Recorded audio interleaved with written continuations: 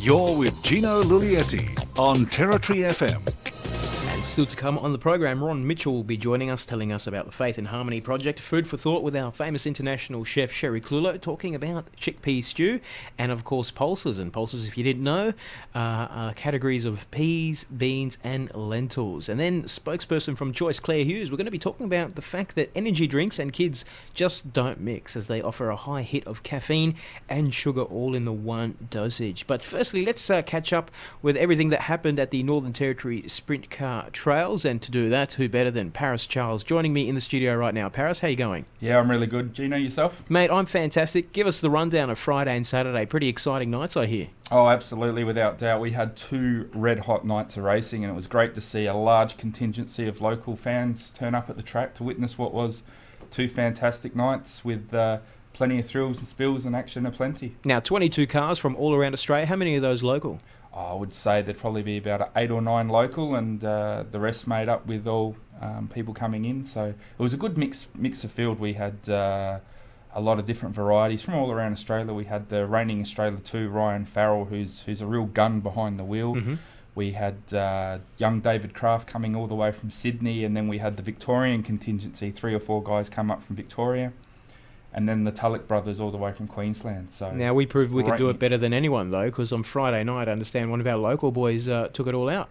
Absolutely. The night started and finished perfectly to plan for one of your youngsters, Ben Atkinson, in the Century 21 real estate machine. He got out there and really kicked some bum, yeah. Good. I'm glad you used bum there. Paris, and also tell us about what's going on in terms of what happened Saturday night. I understand there was a bit of an incident as well. Yeah, one of the local racers, young Jamie McKinnis.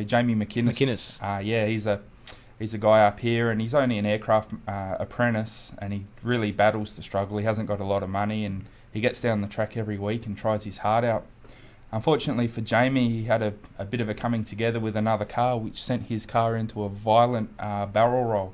And he flipped several times before ending up right up at the fence. And poor Jamie's ended up with a fractured upper and lower vertebrae, and he's currently spending time in the Darwin Hospital. So Jamie, if you're listening, get well soon, mate. Well, at least he's recovering. His situation's not critical anymore, is it? Or? No, situation's not critical, but it was looking pretty hairy there for a while. It did take them a good 20 minutes to extract him carefully from the car, and while we're on that piece, the medical workers up here were sensational. The care and effort that they took to extract him from the twisted car was really well done. I understand the crowd was also really behind him as well.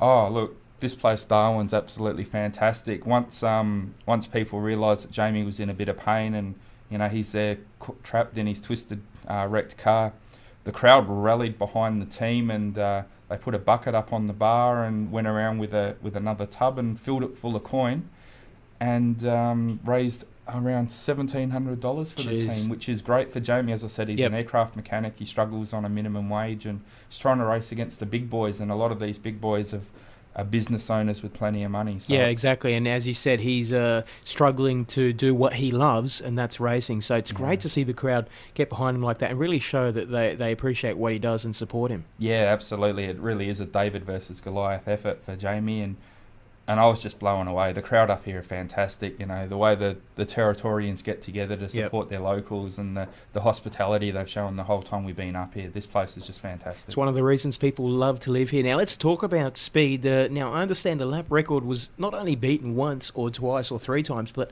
a total of an astounding 5 times. Yeah, well, that's right. The track preparers served up a really good racetrack on Friday night, and with all the big guys here, I guess everyone wanted to put their best foot forward, and it fell 5 times, as you said. And as we touched on earlier, Ben Atkinson, a Darwin local fella, now claims the record. He smashed the record. In fact, the record dropped from an 11.96 down to an 11.82, so that's just phenomenal speed. Well, that's got to be good for the sport. It'll, I guess, hopefully attract even more people from around Australia to come and take on our fast boys. But what's happening next week? I understand it's moving to Alice Springs. Yeah, that's right. We pack up from Darwin. In fact, we set out tomorrow, and we make our way down to Alice Springs. Thursday night at Alice Springs will be the practice night for the series, so the boys can get used to the track and have a run. Yep. Friday, Saturday night, 2 fantastic nights of racing scheduled, and from go to woe, it should be action-packed. Can't wait for that. And we also have to give a shout out to Wayne Cottle. Of course, he's an announcer from the track, and he's listening to us from his bed, of course, and he rang in from the short-term emergency ward at the Royal Darwin Hospital.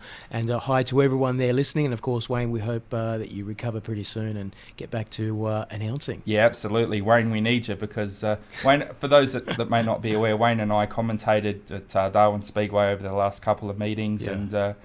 and we sort of got the crowd rocking and rolling, and I'm going to need my partner in crime when we get down to Alice to keep the show rolling along. So, Wayne, before you go in today, to be sliced, diced and julienned, That's the one. get well soon. Good on you, Wayne. And Paris, thank you for joining us. We'll keep tabs on all the results from Alice Springs after they go down. Should be an exciting one. Absolutely, Gino, and we'll try to we'll call you up when we're down there, and we'll let you know what's going on, and you can keep all these wonderful Territorians informed with all the latest news. That's for all our listeners in Alice Springs. Make sure you get down because it's going to be a fabulous Friday and Saturday night, especially if you're into speed and action. Paris, thanks for joining us. Thank you very much, Gino. Have a great day. Paris Charles there from the NT Sprint Car Trails, and as we mentioned, we'll catch up with the latest in Alice Springs as it transpires over the coming weekend.